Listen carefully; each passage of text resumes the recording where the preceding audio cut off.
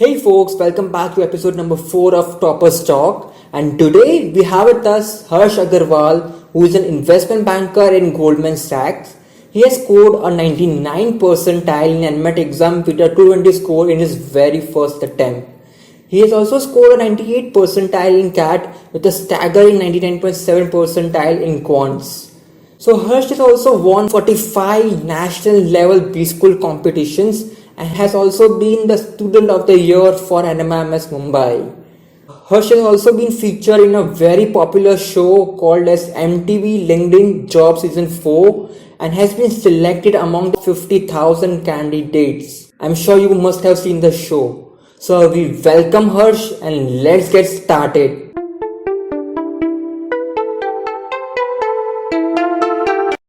So hi Harsh, how are you? Hi, I'm good. I'm good. How are you? I'm great. So can you just tell us what is your profile like? Yeah, so I have done my bachelor's from St. Xavier's College, Kolkata in accounting and finance. Thereafter, I worked for a commodities firm for 1 year before pursuing my MBA. And then I gave my CAT exams. I gave all the entrance examination and then ended up at NMIMS Mumbai for my MBA and then specializing in finance. From there, I got a job at Goldman Sachs as an investment banker. There's one catch here that during summer internships, I did not even get a shortlist from that company. So it was a big challenge for me to get a shortlist first in the final interviews, and converting was a bit different. I mean, that was not even something which I was thinking of.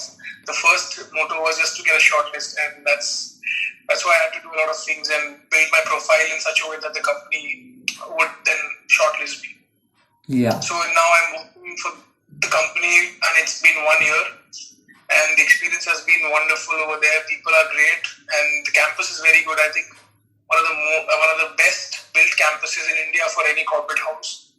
So the experience is going very well at the moment. That's really great. I think this might be the dream company for you. Absolutely. I mean, when in summers I did not get a shortlist, that's when I suffered a lot. I mean, mentally I suffered a lot because this was something which I looked up to when I was joining NMIMS, because I always had a dream of getting into any IIMs, just like any other MBA grad. I mean, any other, you would call any other MBA aspirant, but having not ended up at any IIM even after giving my best, like getting a 98 plus, but did not get any calls from the top 5-6 IIMs. I got a call from the new IIMs, but no call from any of the top IIMs, including IIM Shillong. So that was a heartbreak, and then I did not have any other option but NMIMS. So, but I could have given it. I could have repeated CAT, like I could have given it the next year, but then I thought that the return ratio, I mean, if you talk about the risk reward, it was somewhat seemingly favorable for me because I wanted to pursue finance. If I had to go for marketing, then probably I would say I would have given it one more time. I would have given a shot to CAT again.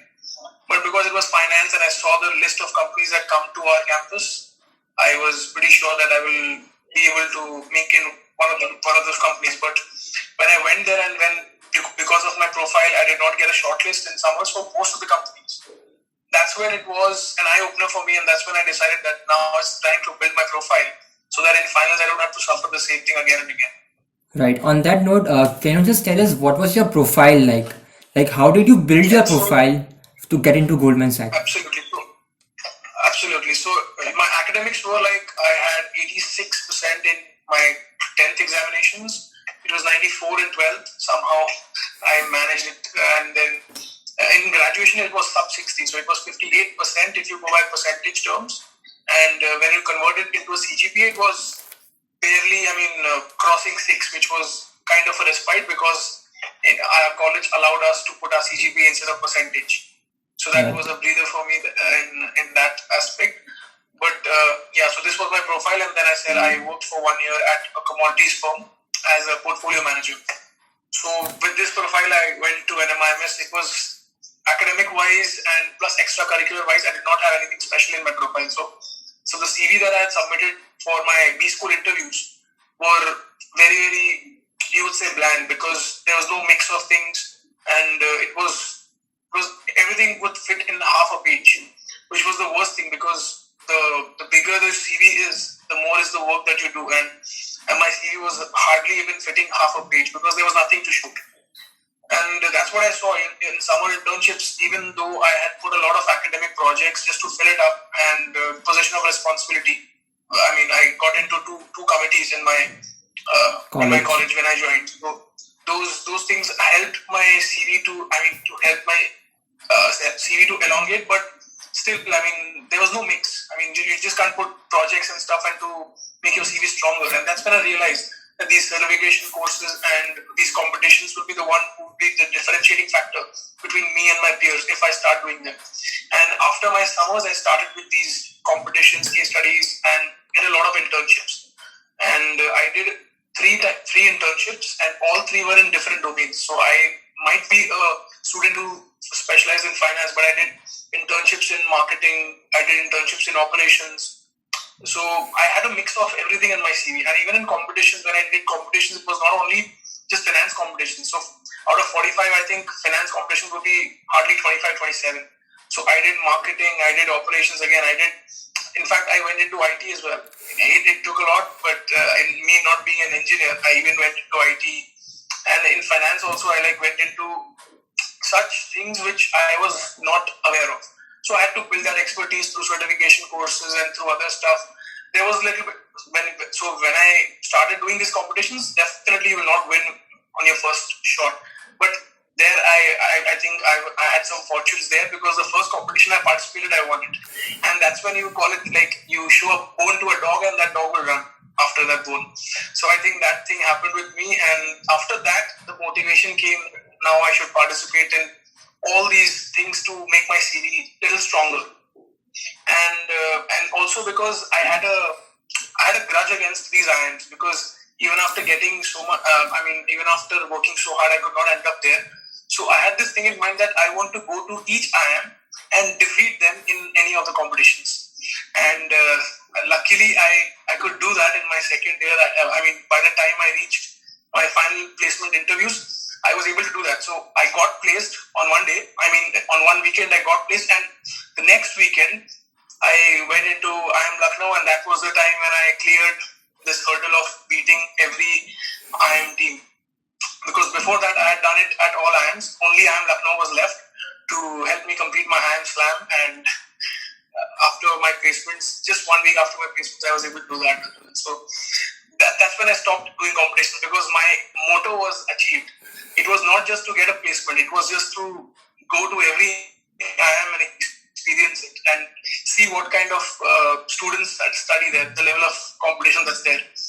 And luckily I was able to put in the hard work which was required to overcome these hurdles. So basically you won 45 national level competitions. So that is commendable. So how did you get that much time to prepare for the competitions? So in an MBA institute, any college you go to, there's a strict rule regarding attendance. Correct. That if you miss 75 to 80% of your attendance mark, your grades will be downgraded. The same thing was there in our college as well. So even after I participated and brought such laurels to our college, the college did not give me that exception, even though I was not going out for a vacation or something like that. So I barely managed the grade downgrades, because what I used to do is I used to manage my time in such a way that I did not take even one leave for my personal issues during the entire 2 years. So we had 20 classes for every lecture. So 4 classes were something which we were allowed to bunk. So in those 4 classes, I used to go to different colleges and then attend competitions. So that's how I did it. Without even going through one downgrade in any of the subjects in all the 6 trimesters, I somehow managed, and then that's the entire thing of an MBA. So you are sent there and you work there to learn how to manage time and multitask, and that's why I had to do a lot of sacrifices as well. So even after staying in Mumbai, I hardly used to go to clubs, and I hardly enjoyed Mumbai nightlife, which is very, very famous. But yeah, I mean, towards the end of my MBA, when I was placed, I had 6-7 months, and that's when I actually enjoyed what an MBA life is all about in Mumbai. And that's when I can call that Mumbai was my campus. So the first day we entered college, the dean used to say that we don't have a campus, but entire Mumbai is your campus. I could not experience it till 1.5 years of my MBA, till the time I got placed. And after I got placed, I actually got to know that yeah, Mumbai was our campus, because that's when I explored Mumbai. Correct. That's really amazing. So on that note, can you just tell us how did you prepare for the B school exams like NMAT and CAT? So, if I talk about the preparation for these examinations, so I was never an achiever in life. I was always an average student or maybe a below average student. So for me, it was very challenging because CAT happens in December, and by the time I had given I can say 10 to 15 mocks, my percentages were around 50, 60, percentiles, and the score that I was getting was around 50, 60. That was the score that I was getting. So I was actually thinking of doing something so that I could increase my percentile and marks. So the entire thing about attending tuitions or maybe taking tuitions at different coaching institutes was not working out for me. Like, I took tuitions from 2 institutes because I did not want to leave any gaps. I wanted to not leave any stone unturned. So I took two trainings from 2 coaching institutes, but none worked out for me. So what I did was then I tried to go back to, what I was good at, which is Jugaad. And I somehow developed some techniques through, you could say, shrewd guesswork or maybe some kind of deliberations. So I used to give mocks and analyze them. So if it's a 3-hour mock, I used to analyze it for 3 days. So to understand what could have I done rather than implementing concepts, how can I use my brain to decode the answers? Because you don't have to reach to the exact answer. Even if you're close, you can mark an option and you can get it correct in CAT and in MAT, in any of the exams. So that was my technique, and it somehow worked because once I developed this technique, my score it jumped from 60 to 135, and my percentile also jumped from 94, 95. Jumped from 60, 67 to 94, 95 in the mocks. And by the time I was actually going to sit for CAT, and I used to score 98, 99 in the mocks. So I was confident that I would at least end up getting a 99 in CAT, but again, somehow the English section was something which I missed the trick. That's where I actually lost out on that 1 percentile. Otherwise, I could have actually crossed the hurdle of 99 percentile, or maybe I could have got calls from IIM Indore or Kozhikode, which I ultimately missed due to my graduation scores, obviously. Right. So as you said that you used to analyze the mock for 3 days. So can you just tell us what was your technique of analyzing the mocks?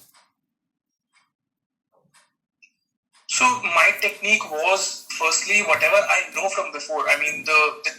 The chapters or the topics from which we were getting the questions.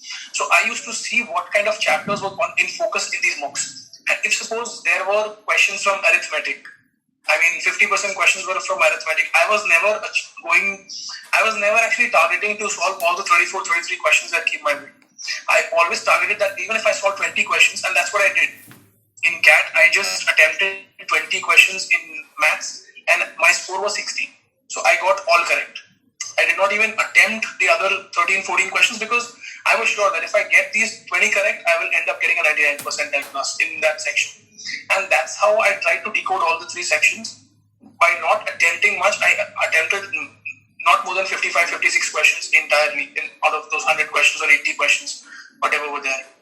So I used to attend less, but only those questions I used to attend on which I was sure about and on which I had done the analysis, like how to solve these questions. So if I'm spending 3 hours in my mock analysis, 3 days in my 3-hour mock analysis, I used to denote that 3 days into the topics for which I could decode. So you can't prepare a formula for every topic. That cannot happen. So if suppose my weak area was geometry, so I used to develop techniques for geometry, like how do I solve these 4 or 5 questions, which if I solve, I get a competitive advantage compared to the other people who are giving CAT. So that's how I try to manage somehow from here and there. And then through my guesswork and through some calculations. You just have to see the screen. If you read the question, if that processor is on, you'll be able to get to an answer which is say +5, -5% of the exact answer, and that's how I used to get to the correct options. Those were not entirely the correct techniques to solve questions, but in CAT, in these competitive examinations, even if you are close to the correct answer, you will definitely get it correct. So that's how I used to do it. I'm not even attempting to solve the questions. I just want a ballpark figure where the answer will lie, and that's how I used to mark these questions. So, being a non-engineer, you scored 99.7 percentile in quants. So this is really amazing, and it actually is an inspiration for a lot of non-engineers. Now, getting back to your DILR strategy. So, what was your DILR strategy? So for DILR, there were 6 sets or 7 sets which were there in the exam, and the sets also come from again specific topics. So what I used to do is, if there is a round table kind of a setting which is given, so I was very good at either round table settings, I mean solving what's the position of every person who was sitting on the table. That used to be my target, and apart from that, my target used to be the dice section. So there was a question on dice as well, like if you throw 2 dice, what is the probability of getting so those kind of questions. Again, these techniques which are used in quants, similar techniques I used in LRDI as well. So these 2 sections were actually correlated, and that's how I used to ace these 2 sections. Somewhere or the other, my English was suffering because these kind of concepts do not apply in English. So for English, you have to go through certain modules, and again, English, there's no way you can arrive at a correct answer. Any answer can be correct. The questions are framed in such a way, and that's how I missed out, and I just got a 90 percentile in English. Whereas in my LRDA and in my quants, I was near to 99 in both.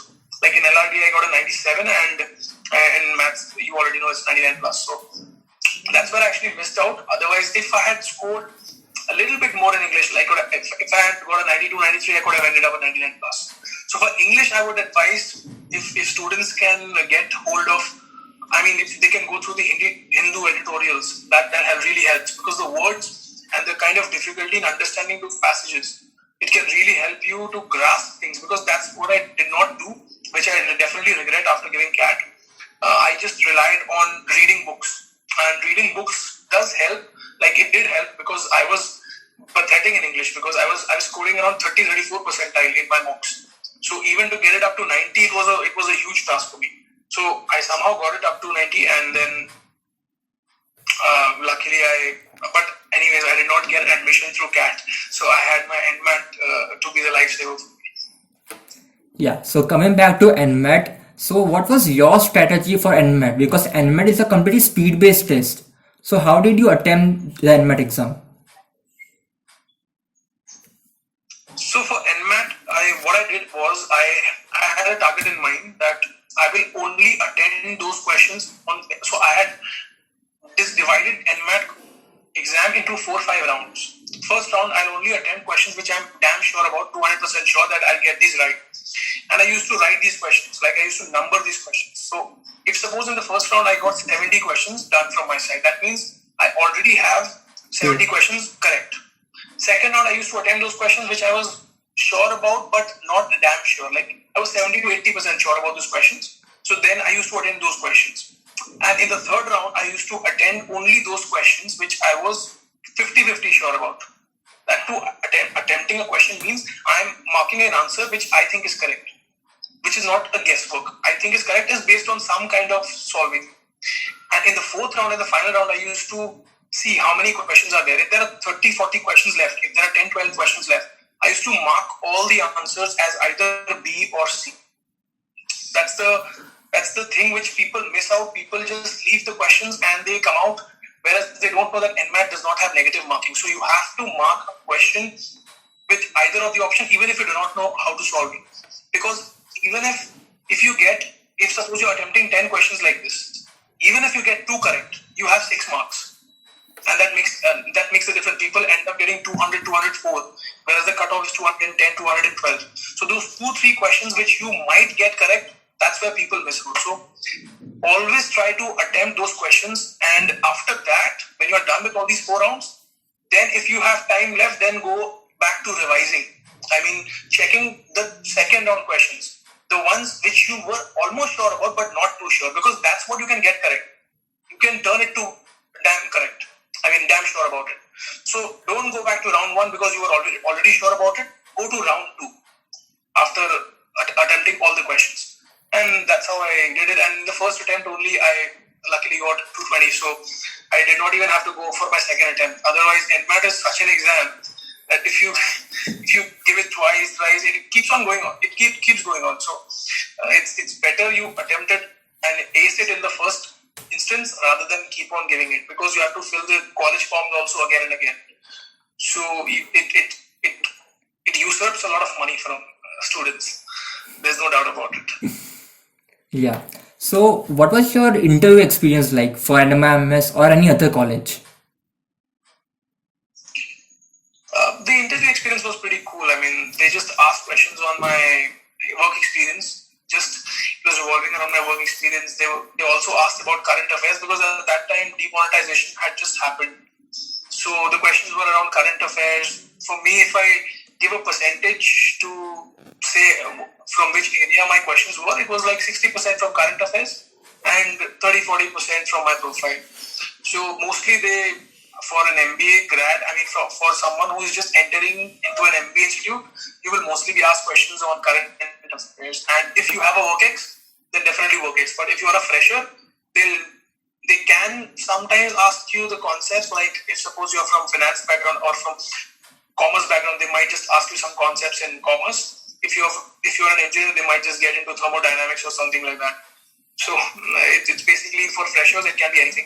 But for people who are at WorkX, 90% of the times they get away from answering the questions on techniques or maybe some things they might have learned during their undergrad.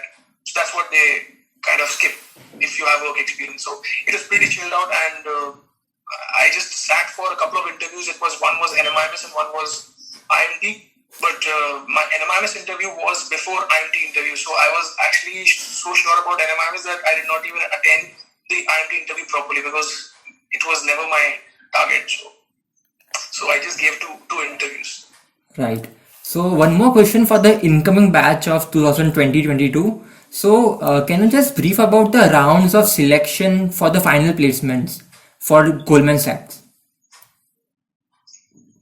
So for Goldman Sachs, if you want to get into this company, your profile has to have some amount of variety in finance.